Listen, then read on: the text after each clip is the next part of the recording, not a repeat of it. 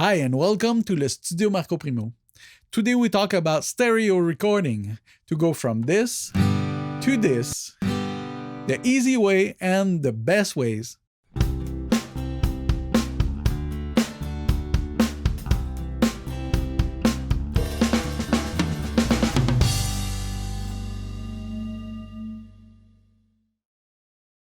So why do you want to record in stereo? If you put everything in the middle in your mix, it'll be very hard to hear everything. If you have 10, 20, or 30 tracks, every instrument will have the same space to share, so it'll be very difficult to discern any of them in the mix. So that's why most modern music will pan some instrument left and right, or record one instrument in stereo and pan left and right the result, so it will free some space in the middle for the vocal, bass drum, snare, the bass guitar, and you'll be able to have a wider and bigger sound by doing so. So what is mono and what is stereo? A mono sound will be something that you hear equally from both ears. So if a sound is coming a bit more to a side than the other, then it'll be a stereo sound. Most thing that we hear in our lives are in stereo. Just walking in a room, you get the reflection from the walls that are not at the same distance. And when you talk to someone, usually you don't hear their voice from both ears the same way. So let's start with the simplest way to record in stereo, using two microphones. To be safe, we're going to use the XY configuration, which puts both microphones at 90 degrees angle, and the capsule are so close together that no phase cancellation will occur and the sound will be pure. So let's hear that example.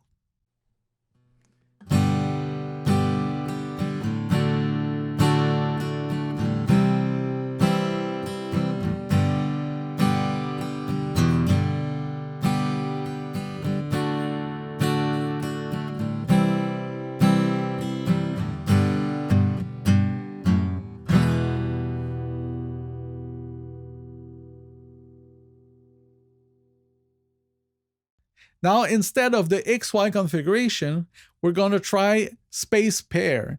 So both microphones will be distanced from each other, and I'm going to try to put them equal distance from the guitar and try to avoid some cancellation anyway. Of course, some might go with the XY configuration just to be safe and not have to worry about those phase problems.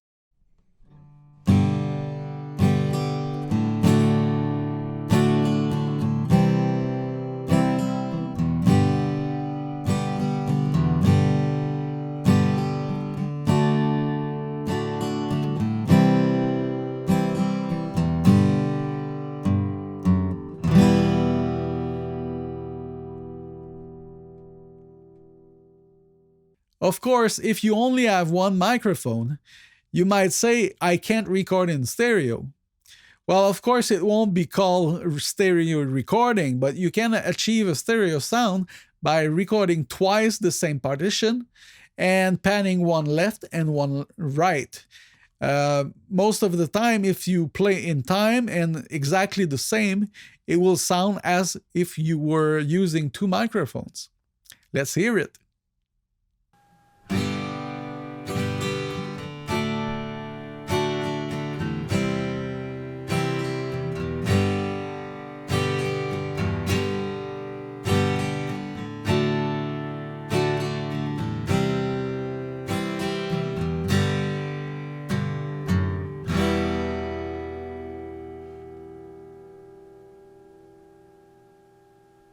All the prior examples were using cardioid pattern microphones, which means that the microphone will pick up sound from the front and reject sound from the back. This next example will be different and we'll be using a figure of 8 microphone. meaning that it will pick up from the front and the back at the same time. And it will be combined to a Cardioid microphone like in the picture here. Let's hear how it sounds, and I will explain further after the example.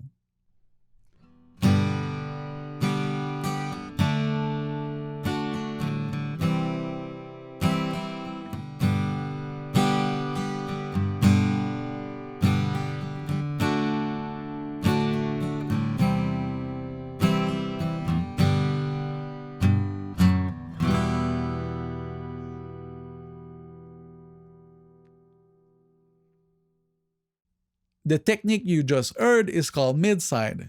The cardioid microphone is picking up the center of the sound, and the figure of 8 is picking up the sides. The thing is, we need to manipulate the tracks a bit. Once recorded, if you pan both tracks left and right, you won't get a good result. So you need to keep the mid microphone in the center. You pan it right in the center. And the figure of 8 microphone track, you need to duplicate it, send one to the left, one to the right, and invert the polarity of one of them. Then, if you pair both of those tracks and put them down and put them up, you will have the luxury of deciding how wide your sound will be. Let's try again. All right, here's what we need to do.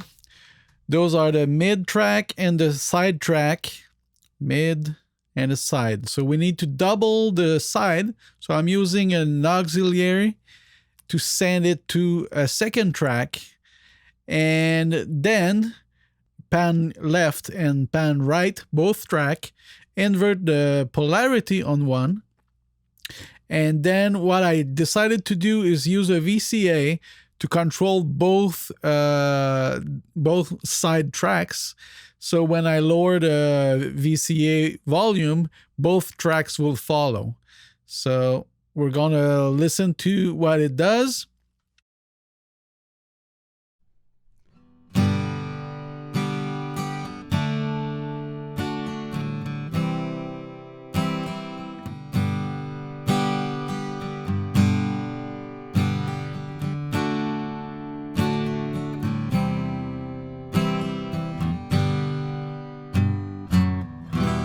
I hope it's not too complicated. If so, put some questions in the comments. I'll be glad to answer them. I was editing the video when I realized I forgot to speak about something important when doing stereo miking. If you use 2 microphones, you should use the same kind of microphones. If you have condensers, pair it with a second condenser. For example, if you pair a condenser mic with a ribbon microphone or a dynamic microphone, some frequencies might shift and be canceled because both kind of microphone does not grab audio the same way and at the same speed. So please, if you do 2 microphones, go to dynamic, to ribbon microphone, or to condenser microphone. Let's hear an example and you'll be the judge.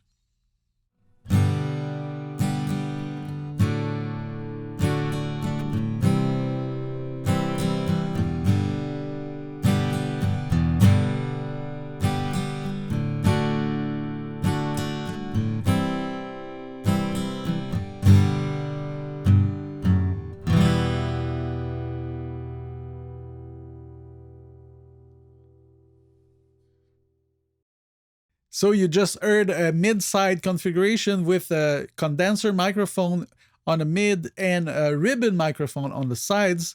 I hope you heard the difference. What I hear myself is that the high frequencies are shifted to one side, and there's some high frequency missing the other side. So it's not very in the center. Yes, it's a bit wide, but not as frank and solid as when using 2 condenser. Before I continue, I want to give a special thanks to Magix, who provided me with a license for Samplitude Pro X3. And special thanks to Sebastian Frankie, who was my contact there. So thanks, guys. I appreciate working with your products. And for those who didn't realize, I was using a trial version for the last month, and I was really enjoying the software. I did some comparison of 3 different DAWs. So there's a link in the description if you want to see that. And my best choice was Samplitude. So thanks for the license. So you heard a few stereo recording techniques. I hope you understood how they work. If not, ask questions in the comments below, and let's compare them side by side so you can hear the different results they will offer.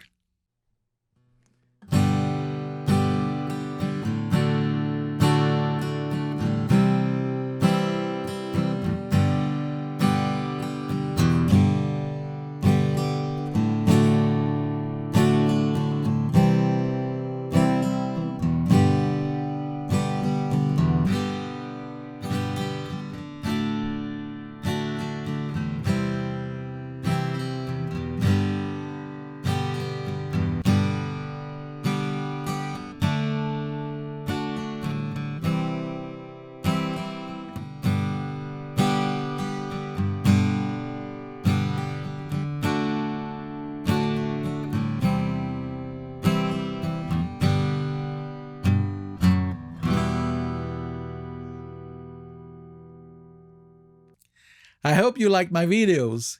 If you did, please subscribe, click on like, hit the bell to get notifications, and leave comments in the comments below. Of course, if you can share my videos too, it will be a great help to the channel.